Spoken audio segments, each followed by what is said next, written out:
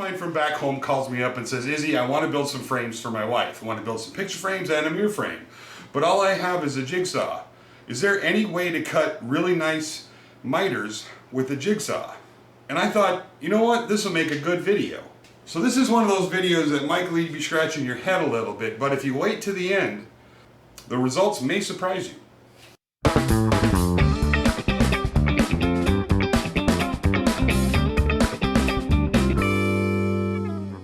So to make perfect miters with a jigsaw, I had Mike do a couple of things.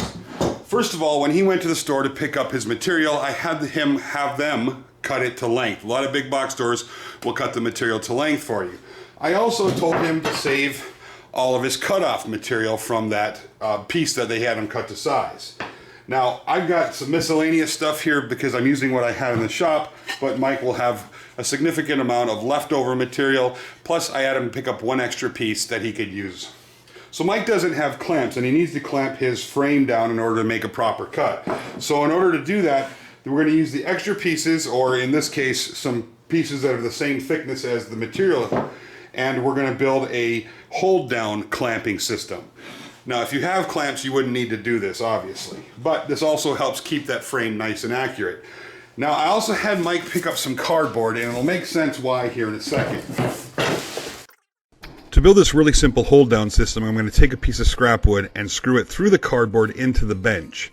And then on the other side, at a 90-degree angle, I'm using a square to make sure it's lined up really well, I'm going to screw two pieces of wood down through the cardboard into the bench. And I want to leave enough of a gap that when I put the frame pieces together, they stick out past the bench far enough that my jigsaw won't cut into it.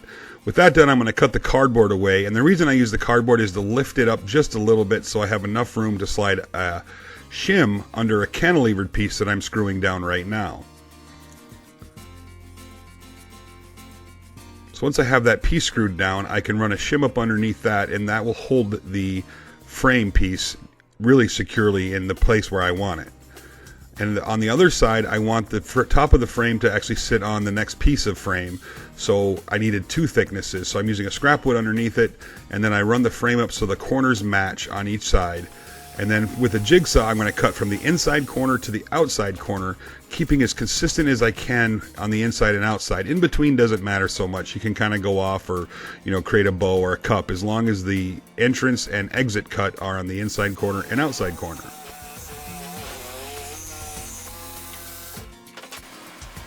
Now I'm going to do that all the way around the frame, making sure I keep track of which sections go together and always keeping them in the upright position. In other words, I want the same side up and each corner matching each time I do this.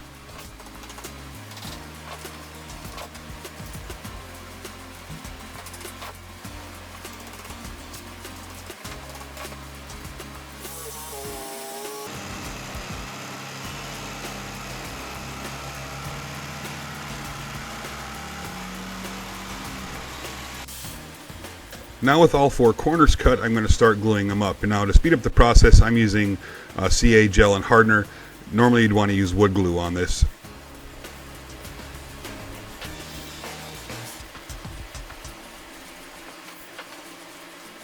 Now on the last one, I was a little tiny bit off on getting the whole thing square. So there's a little bit of a gap in the last piece, and you'll see that here in a second.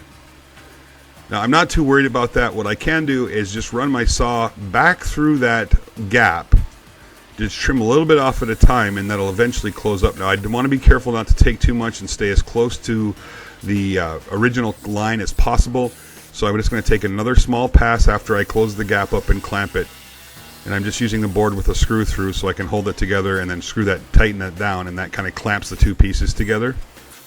And then I'll run through it one more time, and that'll close up any gap that I had there. Now if I had been a little bit more careful about the frame that I put together, I wouldn't be doing this right now. So after that was all cut and everything was matching pretty good, it wasn't perfect, but it was close enough. I added some wood glue there and went ahead and let it dry. Now you can see all these little joints. Now they don't look super great. They're not terrible bad for a jigsaw, but here's the trick. The backside is where the joints are going to be really tight.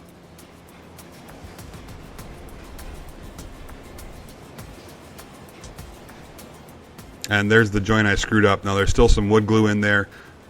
I'm just going to go ahead and sand that out. And then use the old wood glue and fill trick. So a little bit of wood glue on the surface, and then just go ahead and sand over the top of it. Now this is going to be a painted frame, so it doesn't really matter a whole lot. I could just use any type of wood filler. So there you have it, perfect miters with a jigsaw. Perfect might be a bit of a stretch, but considering we made these with a jigsaw, I'd say that's not bad at all. Now, Mike doesn't have a router or anything, so he can't cut it in, so what I coached him to do was actually use some small washers with some 5/8 screws to hold the panel to the back of it, and then he also purchased some trim, which he can glue around the edge and cut with his jigsaw, so it'll stand off the wall and he can hang it wherever he wants to. So really, kind of a simple way to do these frames. Now, once you get it set up, it doesn't take very long to cut all of those. And if you got clamps, you can set something up so it just keeps everything at a perfect 90 while you're cutting it. Not too shabby. Thanks for watching.